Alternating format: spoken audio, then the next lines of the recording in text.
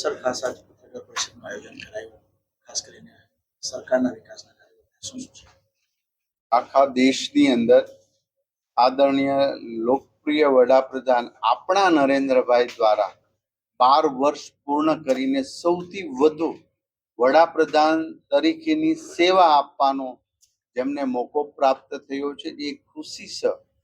પૂરા ભારતની અંદર આજે 12 વર્ષ પૂર્ણના અને એક રેકોર્ડ સાથે જ્યારે સેવા આપી રહ્યા છે ત્યારે એમની ઉજવણી દરેક ગામ સુધી કરવામાં આવે છે અને યોજનાઓ સફળતા કેમ પ્રાપ્ત આ યોજનાઓ વગેરેથી ભારત સમૃદ્ધ બન્યું છે. ભારત એક નવી દિશા તરફ જઈ રહ્યું છે. સ્વાવલંબન ભારત છે. એ ભારત આજે છે કે દુનિયાના નકશા પર દુનિયાના દેશોમાં ભારતીયતાની સંસ્કૃતિ, ભારત એક સમૃદ્ધ રાષ્ટ્ર તરફ જઈ રહ્યું છે. ભારત એક વિશ્વાસુ દેશ છે. આ શાસનથી એ પ્રસ્થાપિત કર્યું છે. આદરણીય નરેન્દ્રભાઈ મોદી સાહેબે ગરીબો માટે, ખેડૂતો માટે, મહિલાઓ માટે અને યુવાનો માટે અનેક યોજનાઓ લાવી ઘર ઘર સુધી આ યોજનાનો અમલીકરણ કર્યું.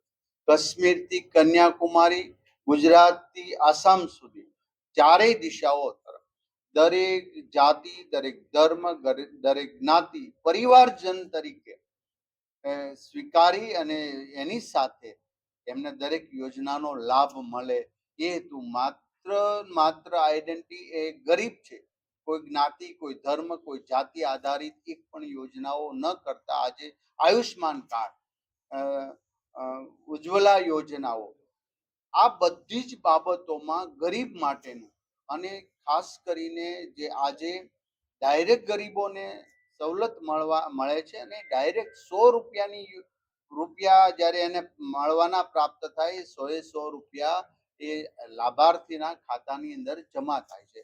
એ હેતુ છે આજે વચેટિયાઓ ગરીબોનું વચ્ચેથી લઈ જનારા એ લોકોને પણ નાબૂદ કરીને ગરીબોને ડાયરેક્ટ બેનિફિટ મળે એ હેતુ દરેક યોજનાઓ આજે અમલીકરણ છે. સર, ભરૂચ જિલ્લામાં અત્યારે એક મુદ્દો ખાસ ચર્ચાસ્પદ જામા મસ્જિદ, એમાં સરકાર શું પગલાં લેશે? એ જ્યુડિશિયલ દ્વારા અને ન્યાયિક રીતે દ્વારા જે કરતું હોય એમાં સરકાર તો બીજું ન્યાયિક આધારિત હોય છે. એ નિર્ણય જ્યારે થશે ત્યારે ન્યાય આધારિત. એક વધુ પ્રશ્ન છે, સુરત અને બરોડામાં ડિમોલેશન જે સરકારની જાણ વગર કરવામાં આવ્યું એમાં તમારું શું? એ ડિમોલેશન એ એક જે તે પ્રાઇવેટ તો ન કહી શકે પણ સંસ્થા છે.